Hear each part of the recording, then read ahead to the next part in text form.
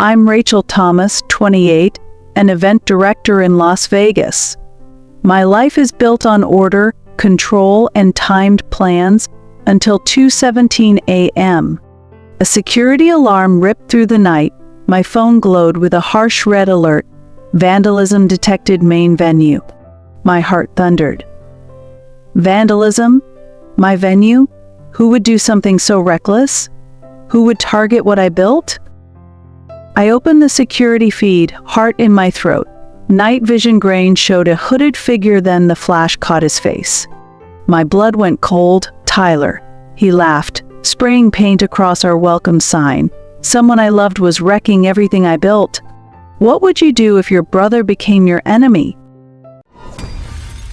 To understand the weight of this betrayal, you need to know my family. I was the older sister, branded the responsible one. But that label masked the truth. My brother Tyler was the golden child. Every dinner, every holiday, the spotlight was his. A little league home run, a celebration, my National Science Fair award, a polite nod. That pattern shaped me. I became the quiet achiever, praised for not needing praise. Their neglect was dressed as admiration. We're glad you can handle yourself. Setting boundaries made me cold, while his recklessness was excused as boys will be boys. Adulthood changed nothing. I built my career from scratch. They called it an obsession with money. Tyler drifted, finding himself. Yet this was the family I craved to impress, a family that saw my victories not as triumphs, but as accusations, constant reminders of how deeply he had failed. The family dynamic was never just about favoritism, it was about the labels that defined us. I was branded the independent one, but that word was no compliment. It was an excuse, a shield my parents used to disengage. Whenever Tyler stumbled, and he stumbled often, they swooped in to rescue him. When I excelled, all I heard was, "Of course Rachel can handle it." My strength became their reason to neglect me, a subtle, soul-crushing form of abandonment. At the table, I'd share dreams of becoming an event director, only to hear, "Don't you want to be more domestic?" Meanwhile, Tyler's failed ventures earned sympathy and admiration. He was the dreamer, I was the cold, calculating one. Even my victories carried the sting of dismissal. I still remember calling home after landing my first big client. "We booked the conference." Her flat reply, "That's nice. Did you hear Tyler got a cashier job? At least he's trying." My success was a footnote. His bare minimum was celebrated. Over time, I stopped expecting praise. I built my career not for them, but for me, to prove I wasn't cold or unlovable. Independence was my armor, forged from their neglect. And now, Tyler was trying to burn the very foundation I had built. While my family dismissed me, I built my empire. I was first in, last out, days blurred by calls, floor plans, and sleepless nights. My career wasn't a gift, it was earned through grit. Every client, every event, proof of effort. No family support, only my team who stayed late, worked weekends, shared my vision. They weren't bound by blood, but by purpose. My business became sanctuary, the opposite of my childhood, a place where I was valued. From a tiny office to a venue on the Vegas Strip, seeing my name on a billboard was quiet triumph. And now the one who never lifted a finger was trying to tear it all down, my life's work, my proof of love I never received. I thought this time would be different. I had just secured a multi-million-dollar contract. "Mom, Dad," I said, bursting with pride, "we're running the biggest tech conference in Las Vegas." A pause. My mom smiled thinly. "That's very good, dear. But you work so hard. Don't you ever get tired?" My triumph became a concern, not pride. Then the shift. "How's Tyler doing?" my dad asked softly. His failures earned sympathy, his struggles framed as noble, while my drive was labeled obsession. And then came the blow. "Rachel, Tyler may not have your business sense, but at least he's a good person. He's not just obsessed with money." The words sliced deep. My success twisted into a flaw. His laziness rebranded as virtue. I wasn't just losing to my brother, I was losing to the ghost of my childhood, a shadow I thought I had outrun. While I was building, Tyler was burning. His life was paved with failures. A doomed online shop funded by my parents, endless get-rich-quick schemes that collapsed. The money they denied me evaporated in his hands. Each new passion project earned him another check, another bailout. I remember him calling once, full of hollow confidence. "You should invest, Rachel. It'll be huge." He didn't want to build, he wanted to siphon. His jealousy was palpable, laced in his voice, his eyes, his bitter jokes about my business. My success exposed his failures. For years I pitied him, wondering why he couldn't stand on his own. Then I realized he never had to. My parents' safety net caught him every time. His failures drew sympathy, while my triumphs drew suspicion. They made him entitled, untested, a spoiled man who never faced consequences. Until now. Because the consequence finally had a name. Mine. The last time I saw Tyler before that night, it was ugly. He wanted money again. "Just a small loan, Rachel," he said with a fake smile. I refused. I couldn't enable him anymore. That's when the mask slipped. His voice hardened. "You've really changed. All you care about is your business. Do you even have a soul?" I tried to explain it's not about money. It's about passion, building something of my own. But he wasn't listening. He echoed my parents' words, sharpened into a blade. "You're a machine. You'd step on anyone. You think you're better because of some fancy office? At least I have a heart." His words stabbed deep, reminders of every time my parents praised his spirit and called me cold. I snapped, "Yeah, Tyler, I care about money. Because money buys freedom. It means not begging for love or support. It means building a life yourself, something you'll never understand." He laughed, empty and cruel. "Good luck. Mom and Dad will always be there for me." That was the brutal truth. He had a safety net I never did. As he walked out, I realized his jealousy wasn't just bitterness, it was poison. And the vandalism. It wasn't random. It was his envy, unleashed. I drove straight to Tyler's apartment, hands trembling with rage and disbelief. I knocked hard. He opened the door, half asleep, flashing a lazy smile. "Rachel, what are you doing here?" He had no idea. I held up my phone, grainy night vision footage looping. My voice cracked with fury. "What is this, Tyler?" His smile widened. A cold laugh echoed. "Wow, you actually caught me. Took you long enough." I want an apology? His arrogance was a blow, proof this wasn't impulse, but intent. He wasn't sorry, he was proud. "Why?" I whispered. He crossed his arms, smug. "To teach you a lesson. You're obsessed with money, with business. You forgot family? I had to remind you how fast it can all vanish. It was for your own good." His words twisted the knife, a cruel justification. My anger froze solid. "This isn't a lesson. It's a crime.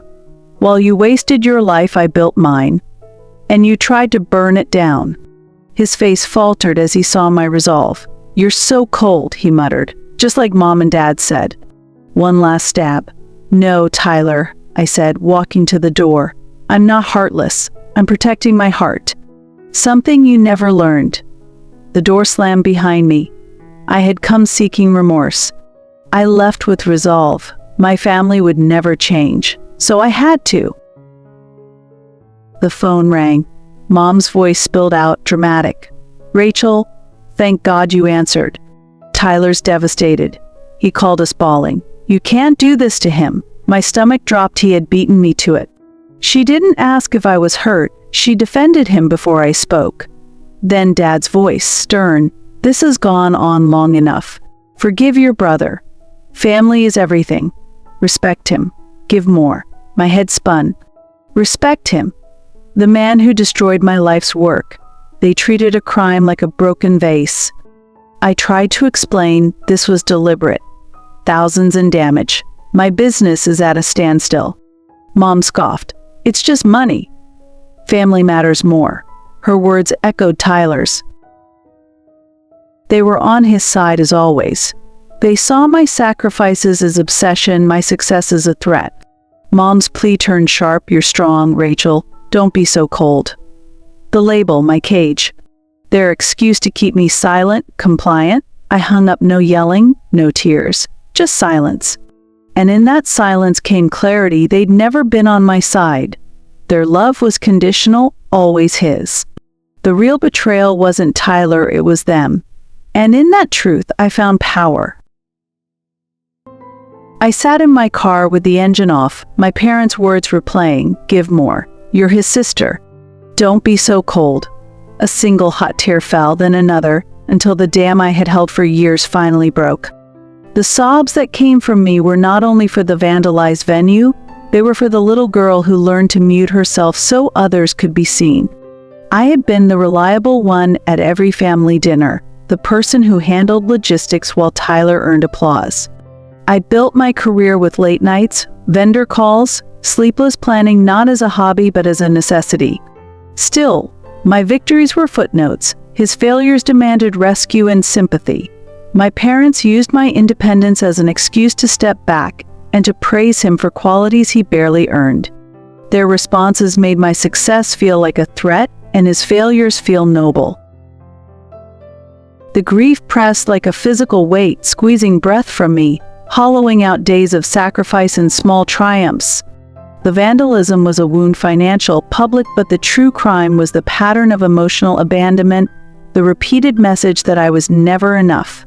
For decades I had been trying to prove my worth to people who had already decided their verdict. When I learned they believed him before hearing me, that betrayal landed harder than any smashed glass. They sided with entitlement over effort, with spectacle over work. The realization collapsed something inside me, but it also cleared my vision. Rain tattooed the windshield, and in that rhythm the raw pain cooled into a fierce clarity. Independence had been labeled a flaw. I began to see it as armor. If their love had always required me to fit a certain role, then their power to wound was partly an illusion. You cannot be more shattered by those who have already broken you. Sitting there, breath ragged, the crying slowed. The emptiness that followed felt less like defeat and more like a threshold. In the ruin of what I had hoped for, I felt the first stirrings of a different resolve, to stop trying to earn an unconditional love that was never mine to claim. I would rebuild, but on my terms, and for myself, not to satisfy expectations that were never meant for me. The sun rose, and with it, a new Rachel. The tears had dried, in their place sat a cold, hard clarity. The emotional storm had passed, leaving a barren field of resolve. I was determined. They had tried to break me, instead they had made me unbreakable. I dressed in my sharpest suit. It became armor. Each button I fastened, each cuff I adjusted, felt like a small ceremony of reclamation. I was not a victim. I was a professional who handled things for myself. In the mirror my jaw was set and my eyes were focused. I drove to a lawyer's office I'd met at a conference. I walked in without fanfare, laid out the facts calmly. Footage, repair estimates, my brother's name. "I want to press charges," I said. The lawyer, a stern woman in a crisp blazer, peered over her glasses. "This is your brother. Are you sure you want to pursue this?" I had never been more certain. He committed a crime. He destroyed my business and tried to erase my life's work. There is no other option. I signed the retainer. The pen scratch sounded like a point of no return. It marked the start of a fight I would finally take on my terms. The lawyer regarded me with new respect. I was a client with purpose, not a wounded daughter. Outside, I called my parents. My mother's voice came urgent, pleading, "Rachel, please don't be rash." What did she advise? Calm and measured, I replied, "I'm filing charges." A stunned silence, then her high shriek, "Rachel, how could you? He's your brother?" "He's a criminal," I said, each word sharpened. "You enabled him for years. You let him squander chances while dismissing my sacrifices. Now you will witness consequences." My father's tone turned low and furious. "This is our family, Rachel. You lost your family a long time ago," I said. The sentence carried the weight of all the years I'd poured into proving myself. You lost it the day you treated my success like a flaw and his failures like virtue. I'm done trying to win a game I was never meant to win. I am done being your dutiful daughter. This is not about revenge, it is about justice. For myself and for the little girl you broke, I will rebuild on my terms. This ends that chapter. Goodbye. I hung up the phone. The air was cold, but I didn't feel it. Instead came a profound physical calm. The weight of my parents' expectations, their judgments, their manipulative love had lifted. I stood for a moment, then walked. Not away from them, but toward myself, toward the person I'd been under the roles and the labels. I took out my phone. Contacts, Mom, Dad, Tyler? I deleted them. The gesture was simple and final, a digital severance that felt like unlocking chains. Alone did not feel like loneliness. It felt like power. I was no longer merely surviving their moods. I was choosing my direction. For years, family had been a cage, a word they used to excuse their bias. They praised his failures as noble and my success as a threat. When a single word can justify cruelty, it is a cage. I cut the bars. I would build my own family, my team, the people who stayed late, who celebrated small victories, who believed in the work. They were the ones who had my back. Tyler had tried to burn my work down. In doing so, he exposed a truth. Their love had always been conditional. That truth hurt, but it cleared the fog.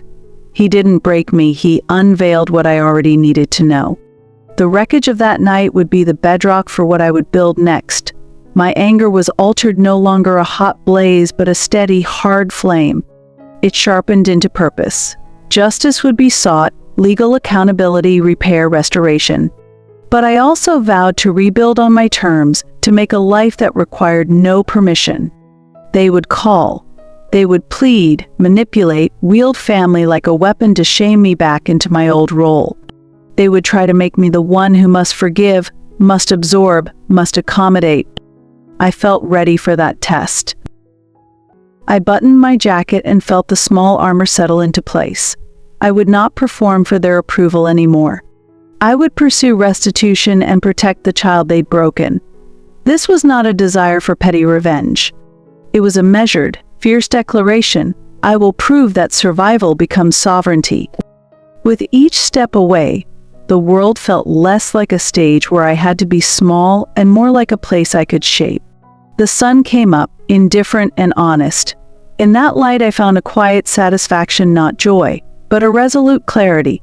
I had lost what I thought I needed from them. In losing it, I had gained the right to belong to myself. And that belonging was enough to begin. I walked forward, not as someone waiting to be chosen, but as someone who would choose. The fight ahead would be hard. The rebuilding would be longer. But I had one certainty: I would no longer be defined by the conditions of a love that was never mine. I would be defined by the life I would make for myself. I would reclaim every quiet corner of my life slowly. The phone call hung in the air like a ghost. My parents' house, usually so quiet, had become chaotic. My mom paced, wringing her hands. "She's filing charges. She's actually doing it," she shrieked. My dad sat on the couch, head in his hands. Tyler curled up like a frightened child, tears streaking his face. Their perfect world built on denial and appearances was finally cracking. My mom called me again and again. "Rachel, please, you can't do this. Think of your brother, he's so fragile," she begged in voicemails. My dad grabbed the phone. "Rachel, this is unacceptable. You're tearing the family apart. Drop this now.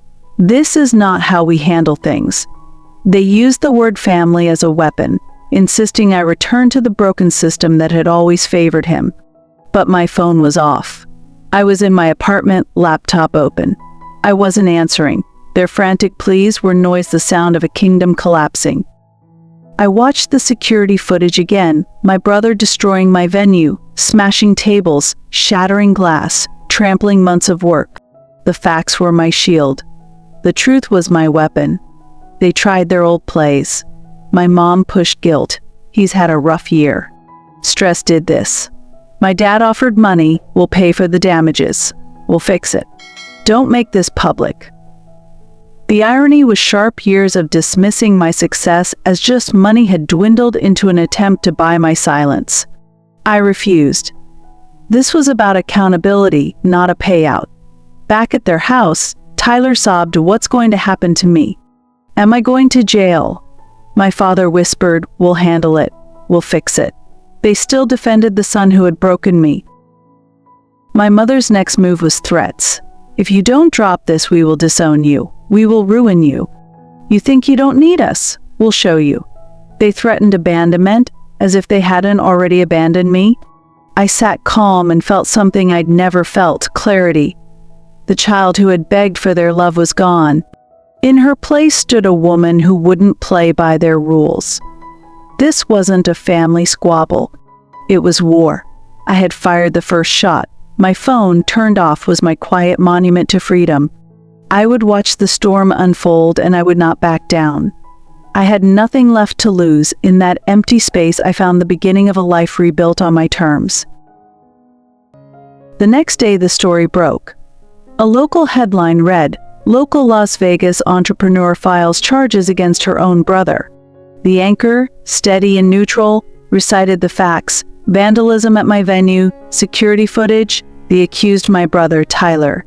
They showed my venue with police tape and overturned chairs, then cut to my parents' living room, my mother white-faced, clutching the remote, my father stunned, Tyler curled on the couch, hollow-eyed. Their private myth was now public. The anchor spoke of money, jealousy, and a family split. They ran a photo of me at a recent conference and a casual shot from Tyler's social feed. The contrast stung. My mother wailed, "Rachel, what have you done?" My father looked betrayed. I hadn't told them the story would air. I didn't need to. The house of cards had collapsed. Phones lit up, friends, business partners, relatives with questions and whispers. Calls I expected to comfort instead carried curiosity and judgment. Colleagues texted about the business, vendors asked about insurance. The living room became a theater of shame. Tyler's phone buzzed nonstop, his face crumpled. Public scrutiny was a punishment they hadn't prepared for. My father raged at the TV, "This is private." He tried to reclaim the narrative but found none. My mother muttered denial, "This isn't our family." It wasn't a mistake, it was the result of years of coddling and denial. Their carefully polished reputation now bore visible cracks. I watched from the edges, expression flat. It wasn't triumph, only a hard vindication. I hadn't wanted to humiliate anyone, I had wanted accountability. The truth became a force they could not buy or silence. As online coverage widened, the story reached people who mattered: clients, conference organizers, lenders. The public narrative finally matched what I had always felt in private, my drive dismissed as obsession, their favoritism excused as concern. The exposure was painful for them and necessary for me. For the first time, I wasn't a footnote. I was the one telling the story, and the truth was finally on my side. I was in my apartment, a new sense of peace settling over me. The city hummed outside, but inside I felt steady. Then a hard, urgent knock, panic at my door. I opened it. Tyler stood there, hair wild, eyes glassy, face taut with fear and rage. He shoved past me, stumbling into my living room like a small storm. Entitlement now ragged. "What have you done?" he screamed. "You ruined my life." I closed the door, sat, and met him without flinching. My voice was flat. "You ruined your own life when you broke into my business and destroyed everything. This was your choice." He expected tears. He expected me to beg. He took a step forward, fists balled. "Drop the charges, Rachel. Mom and Dad will disown you, will ruin you." His threats were hollow, the desperate cries of a boy whose safety net was gone. I looked at him coolly. "You're too late. You've already done your worst. There is nothing you can do to me that you haven't already done." The arrogance drained from his face, replaced by raw fear. Tears spilled, not from remorse but terror of courts, of consequences, of a life he had never been forced to protect. "I can't go to jail," he wailed. I'll lose everything. You should have thought of that before you climbed the roof, I said. My tone was steady, edged with a cold resolve. You've lived on second chances. I forgave you. I'm done. This is not a family argument anymore. This is legal. His bravado crumbled. He glanced at the apartment as if seeing the ruin he'd caused. He shuffled to the door, shoulders hunched. I rose and pointed. Leave. You're not my brother right now. You're the man who destroyed my work. From this moment on, you are nothing to me. He stumbled out, the fight drained from him. The door closed. For the first time in years, I felt relief, sober and clean. It wasn't spectacle, it was freedom. The adrenaline ebbed and left a quiet clarity. I could protect myself. This wasn't the end, but a turning point. I had named him for what he was and refused to be small again. The apartment was quiet, the city sounded distant. I was no longer the frightened girl seeking approval. I was a woman who had reclaimed herself one hard, necessary step at a time, slowly rebuilding every quiet corner, determined to be whole on my own terms. Always. The door closed behind him, and the house fell silent in a strange, clean way. I sat at my desk beneath the laptop's glow, trying to let the adrenaline fade. That's when I found the folder, a string of numbers, password protected. An old family joke password came to mind. I typed it in. The folder opened. The contents rearranged my life. First, family finances Q3 report. Figures in red, huge liabilities, loans secured against the house, credit lines exhausted. Their polished business was teetering.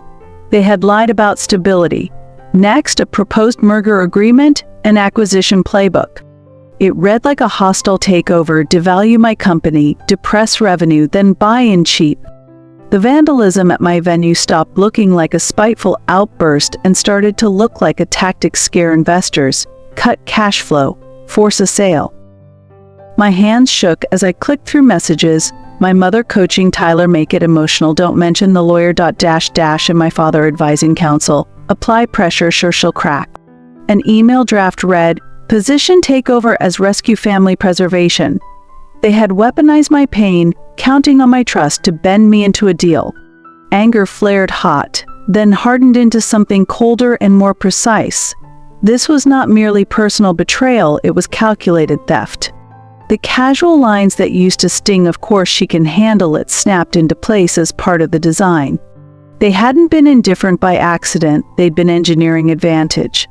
There was also a grief that cut differently, to realize you were treated as an asset. The family that should have been sanctuary had been turned into a threat. The intimacy of our history made the betrayal sharper, the tossed-off loan requests, the patronizing reassurances, the "we're so proud" smiles now read as data points in a long con. When the shock ebbed, clarity arrived with a practical urgency. This was legal and financial terrain now. Investors would call. Clients would worry. Employees needed steadiness. I sketched immediate steps: retain counsel, hire a forensic accountant, prepare a client statement, and establish contingency cash flow measures. Protecting the company meant protecting payrolls, contracts, and livelihoods. The responsibility steadied me. Righteous anger became disciplined stewardship. There was an unvarnished irony in the fact that their hidden correspondence would be their undoing. They'd assumed family loyalty would be my blind spot. Instead, their own documents became the map to accountability. I began cataloging evidence, dates, transfers, messages, each file a piece of a case to be fought with law as well as will. The vandalism footage took on new meaning, not only proof of damage, but part of a coordinated effort to depress value. My brother's role read less like a spontaneous act and more like a move in a premeditated plan. The ledger and the emails exposed motive and method. I felt no hunger for petty revenge, only a methodical purpose. I would not be baited into theatrics. If they preferred legalese and ledgers, I would answer with forensics and filings. I would hire counsel, preserve assets where possible, issue subpoenas if necessary, and use their own records to expose the conspiracy. This was defense of solvency, reputation, and the people who depended on the business. Outside, the city slept. Inside, under the laptop's glow, I began to build a dossier. I printed files, backed up emails, time-stamped everything. Each page fed a plan that converted grief into action. I was no longer only the daughter they had tried to quiet. I was the CEO who would not be stripped of her company. They had thought of me as a tool. I would prove I was the obstacle to their scheme. By dawn, I had a list of lawyers to call and a tactical outline. The gloves were off, but this battle would be surgical: document, inform, litigate, reclaim. The stakes were everything: my business, my independence, my life's work. I would fight for it with strategy, evidence, and endurance. I would prevail. The final confrontation was on my terms. They arrived at my office unannounced, faces haggard and desperate. My mother sobbed, mascara streaking. My father looked hollow, like a man who'd seen a ghost. Tyler stood behind them, small and terrified, the entitlement gone, replaced by raw fear. The office where I had earned every win became their last stage. Their pleas sounded like drowning. My mother begged, "Rachel, please, help us. We don't know what to do." My father snapped, "You'll bankrupt us. Our life is at stake." I said nothing. Silence became my weapon. I watched the two who'd sacrificed me for their favorite son, who'd lied and plotted to use me. My face was calm, my mind cold. Then I spoke, precise and unyielding. "I know about the hostile takeover. I know the finances. I saw the messages. You plan to use me to save yourselves." Shock passed over them. Their secret was exposed. My mother's sobs turned frantic. My father stammered. Tyler's eyes pleaded. "This is not a negotiation," I said. "This is over. You chose your path. Live with the consequences." I pointed to the door. "Get out." They left, shoulders slumped. The perfect family was gone. In its place stood a woman not diminished but reclaimed, steady, free, and unbowed. I would rebuild my life on my terms. The air in my office thickened with their desperation. Their threats had evaporated, replaced by pleading, small and frantic. My mother's mascara streaked as she reached for me. "Rachel, please," she begged. "We're family. We love you. This was a mistake. Forgive us." She invoked family like a shield, as if that single word could erase years of neglect. My father stood behind her, trying to summon old rhetoric. "Blood is thicker than water. We protect each other," he said. The words felt like a bargain. "Forgive us and we'll be saved." He wasn't asking for mercy. He was asking for absolution for a lifetime of prioritizing Tyler. Tyler stepped forward, sniffling. A shell of entitlement turned to terror. He reached out. I stepped back. "I'm sorry, Rachel," he stammered. "I was jealous. It was an excuse." He had known what he was doing. He simply hadn't expected consequences. I spoke, calm and final. "You want forgiveness." Their faces tightened. Hope flickered in my mother's eyes. My father's plea hardened. Tyler's desperation showed. But I had nothing left to give. "Your love was transactional," I said. "You praised me when I served you, then plotted to use me when it suited you. That is exploitation, not love." They shifted under the weight of that truth. I continued, "This wasn't a mistake. It was deliberate, a plan to devalue my company so you could seize it. You used your own daughter as a tool. That's betrayal. Betrayal can't be forgiven.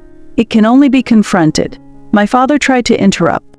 I held up my hand. "You do not get to call this a family matter. You gambled with my livelihood and the lives that depend on it. You counted on my silence. You lost." Tyler offered the old line, "We're family." I met his eyes. "You lost your family the day you destroyed my business. My family now is my team, the people who showed up, who believed in this company when you dismissed it. You are a painful memory." Silence followed, heavy and absolute, the silence of a life reclaimed. I rose, walked to the door. "Get out," I said, voice steady and merciless. I'm done. Goodbye." They stumbled into the hallway, shoulders slumped, the illusion of perfection left behind. The act of leaving wasn't vengeance, it was reclamation. I stood in the quiet office and listened to the echo, feeling a sharp, steady freedom. I would rebuild on my terms, protect the people who mattered, and never again let someone use the word family as a weapon. This was the end of the chapter. It was the beginning of the life I would choose. The quiet after they left felt expansive. City lights leaked across the floor, while the old role's dutiful daughter, fixer, silent sufferer slid away. I made a practical list: retain counsel, secure records, protect payroll, and prepare a clear statement for clients and staff. This was strategy. The betrayal was personal, but the remedy had to be professional. I would use law and evidence, not theatrics, to protect the company and the people who depended on it. Grief came slowly, a steady ache for the family I had hoped for, but never had. That grief hardened into resolve. I would rebuild. I would shield my team from fallout and reconstruct the business on principles they had refused to honor. When I rose from my chair, the office felt different, cleared and focused. The silence was not surrender, but a promise. I would choose my life, my people, and my terms. The final act of a good revenge story isn't destruction, it's rebuilding. Weeks later, my venue was under construction. Police tape gave way to bright yellow caution tape. Broken windows were being replaced. The damage was being erased. I wasn't alone. My team, the people who had shown up when it mattered, were there with hammers and plans, laughing, working, building a future that was mine. It felt like reclaiming territory, my business, my purpose, my life. The scandal rolled on in the news. The family name that once meant status now meant ruin. Reports said they'd lost the house. Their business folded. Tyler faced legal consequences. I read the headlines and felt no triumph. No gloating. The anger had thinned into something quieter, relief. The resentment had evaporated. They were no longer actors in my life, they were only a chapter one had closed. My phone buzzed. A friend invited me to dinner to celebrate progress. I smiled, real and warm. It wasn't about revenge. It was about who stood beside me. My chosen family. The people who saw my work and honored it. The people who had my back when I needed it most. This venue had once been a crime scene and a symbol of betrayal. Now it was a blank canvas, where glass had been shattered, new panes gleamed, where old wounds showed, fresh paint dried. The place that held the worst night of my life would host the best days of my work. Real victory, I learned, isn't about watching villains fall. It's about rising. It's about rebuilding what was broken on your terms, with the people you love. Justice was necessary, but healing required creation. I was no longer daughter, no longer defined by their terms. I was a business owner, a friend, someone who had found peace. The revenge had served its purpose. It cleared the path to freedom. The rest was mine to write. The chapter closed, a new one began, and I felt whole, finally. The final act of a good revenge story isn't about destruction. It's about rebuilding. A few months later, my venue was the living proof. It buzzed with energy, bookings, laughter, music, a place reborn. The ghosts of that terrible night were gone, replaced by my team's steady voices and the clink of glasses. I stood in the middle of it all, quiet and overwhelmed, watching people I trusted turn a wound into a workshop of possibility. The pain wasn't gone. The scars were still there, etched into memory. But they no longer bled. They had become part of my story, evidence of what I'd survived, not what defined me. I didn't just restore what was broken, I discovered a strength I hadn't known I possessed. For years I had been cast as the responsible daughter, the one who could be relied on until she was invisible. I had lived by their definitions. Now those definitions dissolved. My revenge wasn't about punishment. It was reclamation. It was me taking back time, space, and dignity. It was me closing the chapter where I tried to be the person they wanted and stepping into the life I chose. The family I'd hoped for was never going to be mine. But my chosen family, the team that stayed, the friends who believed, the clients who honored our work, that family was real. They celebrated not because of my name, but because of what we built together. The headlines faded. I focused on the work, schedules, staff, and small rituals that keep us human. The venue became a classroom for resilience, a place to show that repair is possible. Where glass had been shattered, we installed clearer panes. Where walls bore scars, we painted with color and purpose. True victory, I learned, isn't the villain's fall. It's your rise. It's the quiet mornings you reclaim, the dinners you enjoy without explaining yourself, the freedom to be kinder to yourself. The revenge had been necessary, a medicine to wake me, but the real prize was my life, calm, deliberate, and governed by my values. I glanced at my reflection on the window, a woman who has been through loss and come back whole. The wounds remain, but they are marks of endurance, not shackles. The chapter closed. A new paragraph began, a life I would write on my terms. In that space, I finally understood the best revenge: to live well, to build boldly, and to keep moving forward. That was the victory I wanted, and finally I had it. The final chapter of my story wasn't written in a courtroom or a headline. It unfolded beneath a ceiling of glittering lights, on a stage I once only dreamed of. Years had passed since the night that tried to break me. My business had grown from a scarred venue into a thriving company, and on this evening I stood in a gown that felt like armor, surrounded by my team, my chosen family. We had fought, we had patched, and we had built something honest and fierce. When the host announced the final award of the night, the room fell silent. And the award for business resilience and innovation goes to Rachel Thompson. Hearing my full name in a room of people who had watched and now applauded, the applause rose like a tide. My team cheered the loudest, and in their faces I saw the truth I had fought for, loyalty and belief that had nothing to do with blood. I walked to the stage. Each step was different than years before. I was not a pleading daughter or the quiet woman who softened her voice to be accepted. I was a leader who had built something from ruins. The trophy I held felt heavy with meaning. Every late night, every hard choice, every time I stayed when quitting would have been easier. When I spoke, my voice was steady. I thanked the people who had stayed, my team and friends who showed up without being asked. I spoke about resilience not as a badge but as a method.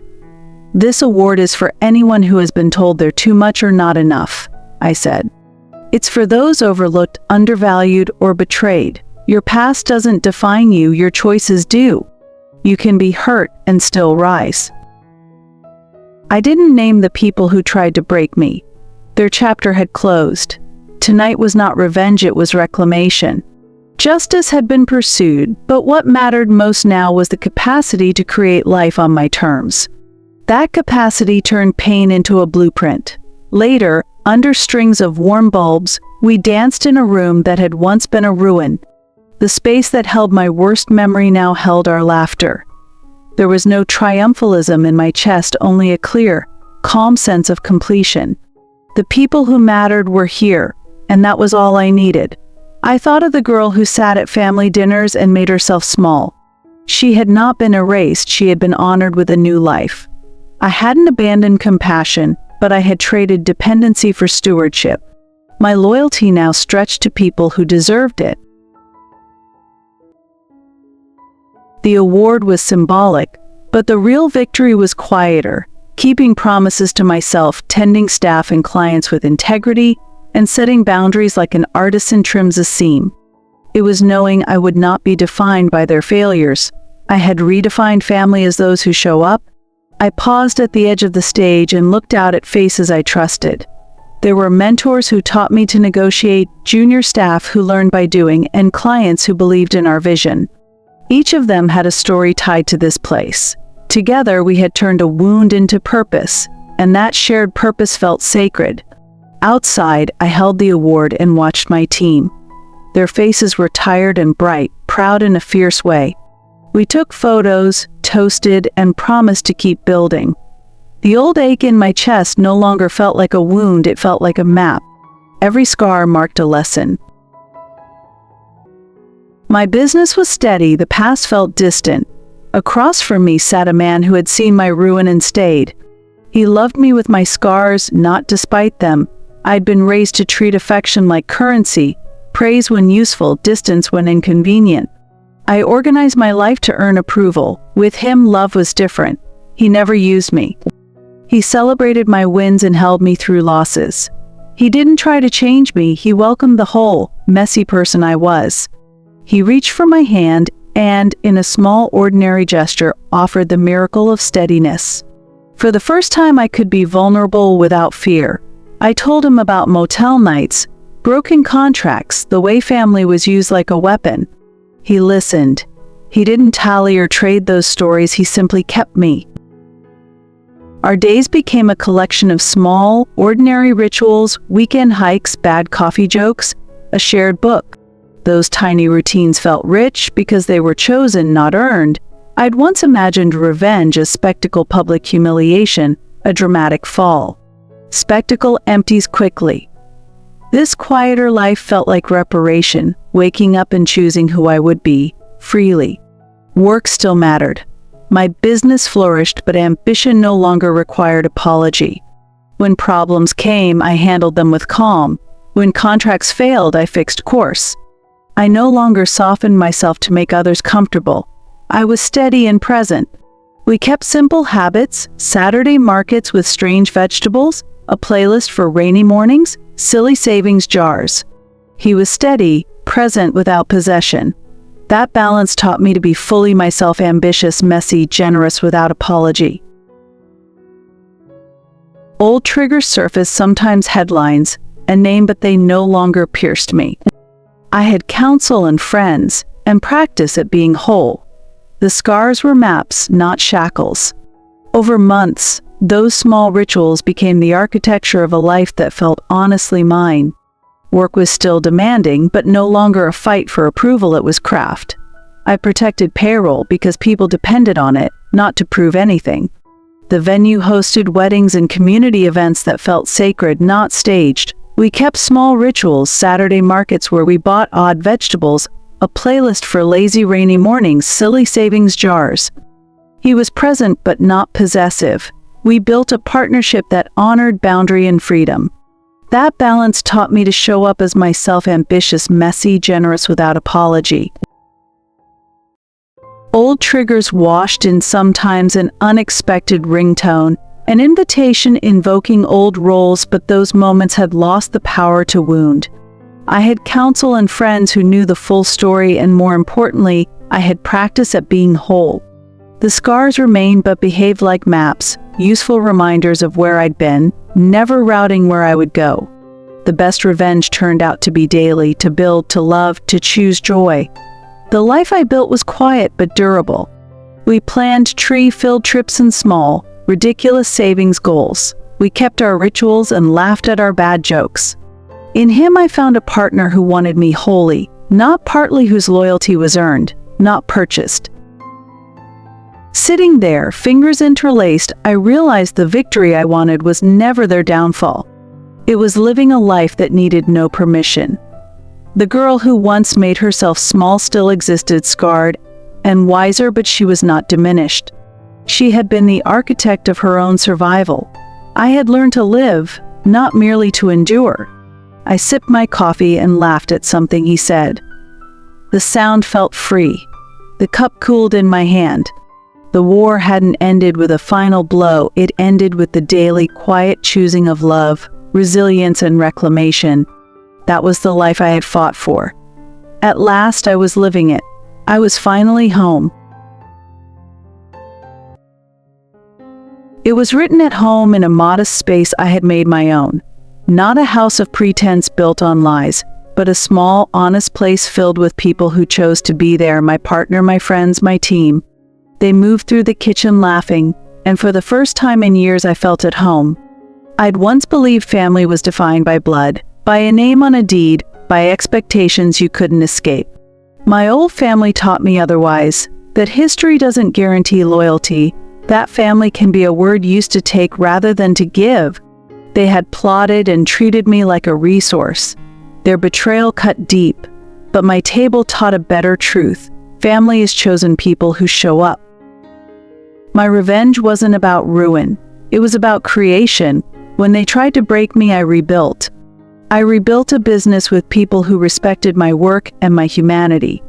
The scars remain, but they are maps, not shackles, evidence of survival rather than proof of brokenness. I didn't seek to kneecap anyone. I sought to protect what I had built and to keep the people who depended on it safe. I never forgave them. Forgiveness would erase a deliberate choice. Instead, I set boundaries.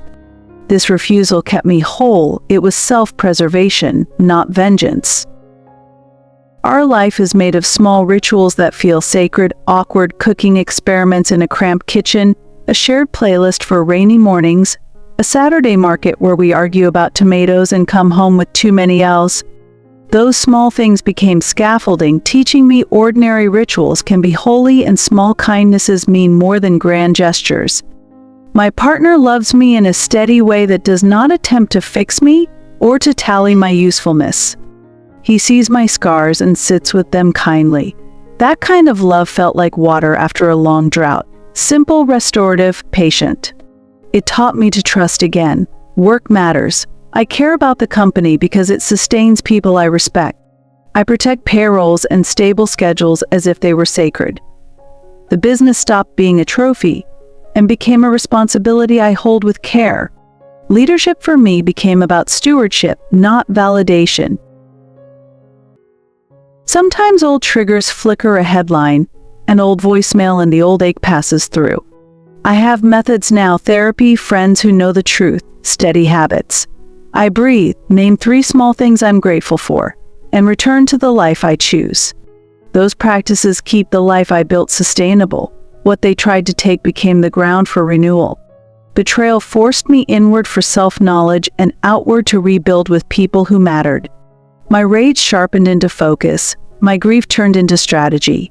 I cataloged evidence, built safeguards, then folded the work into daily care, payroll, relationships, commitments. I don't define my victory by what happened to them. Their ruin was never the point. The point is that I reclaimed my days, my business, and my heart. I shaped a life where the word family meant choice, loyalty, and mutual care. On quiet nights, I stand in the small garden and watch the city breathe. The house is imperfect, the garden small, but when I bring in the first tomato, the color feels revolutionary. The final chapter isn't an ending. It's an opening, a life written intentionally. The best revenge I know isn't spectacle. It's a life lived with steady purpose, love you choose, work you steward, boundaries you keep. It's sitting at a kitchen table, laughing with people who stayed. It's the quiet fact of belonging on your own terms. That is the victory I wanted. That is the life I built.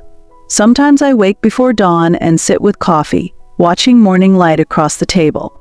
No scripts, no calculations, only chosen company. That simple freedom keeps me steady and grateful each day. It came with a roar.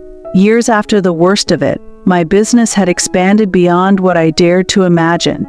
I stood at the grand opening of my flagship location, surrounded by the team who had stayed through everything: friends, staff, my chosen family. Cameras flashed. A crowd pressed close. The air thrummed with possibility. This wasn't just a milestone. It was a public, undeniable reclaiming. They had tried to erase what I built. I had rebuilt it stronger. I looked out over the crowd and recognized faces. Longtime clients who trusted us through crises, vendors who honored contracts when chaos threatened, friends who showed up at impossible hours. I also saw skeptics who had once laughed or whispered doubts. They were spectators, now part of an audience for a woman who refused to be small any longer. I took the ceremonial scissors with hands steadied by hard work and grief. We lifted the ribbon together, no solo victory here. When the ribbon fell, confetti spun and the room erupted. Cameras would carry the image everywhere, but the one that mattered lived inside me, a quiet, steady triumph. I smiled not to provoke anyone, but because the moment felt like permission to be joyful and public. I felt no appetite for vengeance. The scandal surrounding my old family existed elsewhere, but their ruin was never my trophy. My priority had always been repair, secure payroll, protect clients, and restore the promise a small business makes to a community. I built not to prove them wrong, but to honor the people who relied on this work: employees, young creatives, couples booking milestones in our rooms. Throughout the night, people shared small stories that mattered more than headlines: a nonprofit director promising monthly workshops, a former intern now offering to teach a class, a vendor recalling how we treated them fairly when others cut corners. Those moments rewove the venue's narrative into something generous and lasting. Later, beneath the glow of the new sign, I thought of the girl who used to disappear at family dinners. She hadn't been erased, she became foundation. The scars remained, but they read as lessons, not shackles. My revenge had been the hard medicine necessary to set boundaries and demand accountability. Yet the real victory was quieter: the daily work of stewardship, managing contracts, protecting paychecks, tending culture, acts of care that outlast scandal. I raised a glass to my team and to the chosen family whose loyalty had nothing to do with blood. Their applause was the sound that mattered most. The marquee bore my name as a promise, not provocation, a commitment to the staff, the couples who dance in our space, and to myself. That night, confetti at our feet, I felt an unshakable peace. I had reclaimed my life. The court proceedings and headlines only echoed around the edges. The last act wasn't retribution, it was creation. The best revenge is a life lived well: steady work, generous leadership, and the simple courage to keep building. Standing there with my people, I knew the curtain had risen on a new era, a life I would write on my own terms. I pictured what came next: a mentorship program for young women in events, a sliding fee for community gatherings, and a small scholarship funded each year. The business would be more than revenue, it would protect and uplift others. I promised to steward it with care, openness, and generosity so others might find shelter now. It was private, small, and perfect: a sunset on a quiet beach. Years had passed. My business thrived. My past felt distant, softened at the edges. Beside me walked a man who had seen my scars and loved the whole of me. He held my hand as the tide whispered against the shore. The sand was warm beneath our feet. The sky melted from gold to rose. For the first time in a long time, my chest was calm. The noise of accusations and headlines had faded. What remained was simple: the steady presence of someone who wanted nothing from me but to stand with me. He celebrated my wins and sheltered me during stumbles.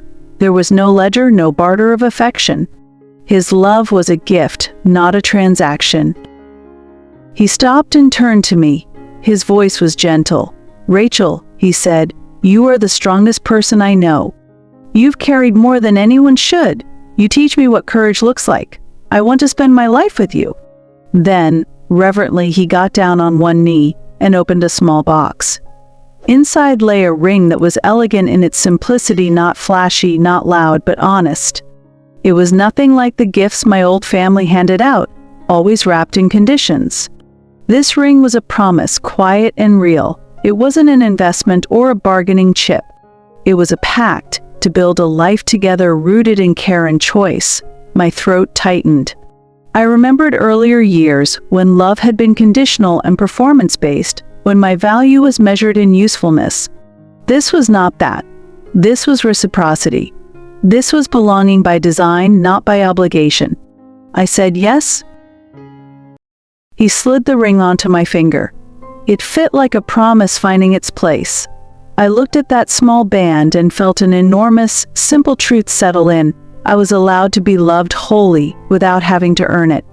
The sun dipped lower, and for a moment the world narrowed to the two of us and the sound of waves. My revenge had been necessary, a defense that forced accountability and reclaimed what was mine. But that fight, as fierce as it was, had only cleared the ground for this, a life rebuilt.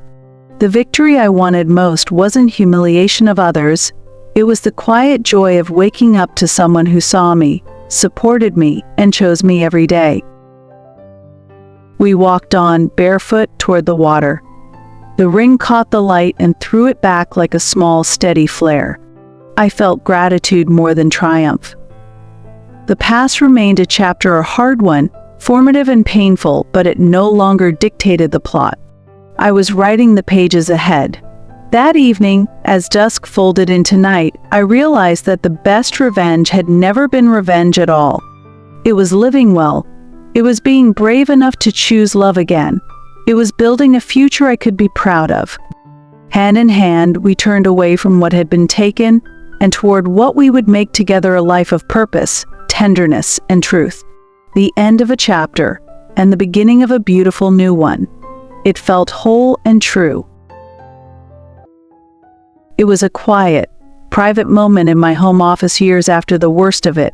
My business was thriving, my life had been rebuilt, and I was finally able to look back without the sharp sting of anger.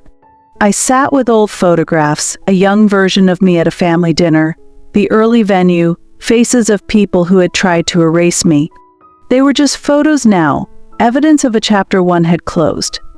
The feeling that filled me wasn't triumph so much as peace, a steady ease that comes when you stop fighting ghosts and start tending what's real. I turned each picture and saw two lives, the girl who had bent herself small to survive, and the woman who had chosen to stand. The old me hadn't disappeared, she was folded into the foundation of who I'd become. I had built more than a business. I had built a life worth keeping, payrolls to protect, staff whose days I stewarded, clients who trusted our craft. I had a partner who loved the whole me, flaws, scars, and all, not because I produced value, but because we chose each other. My identity was no longer shaped by their approval. It was crafted by my choices. I never forgave them.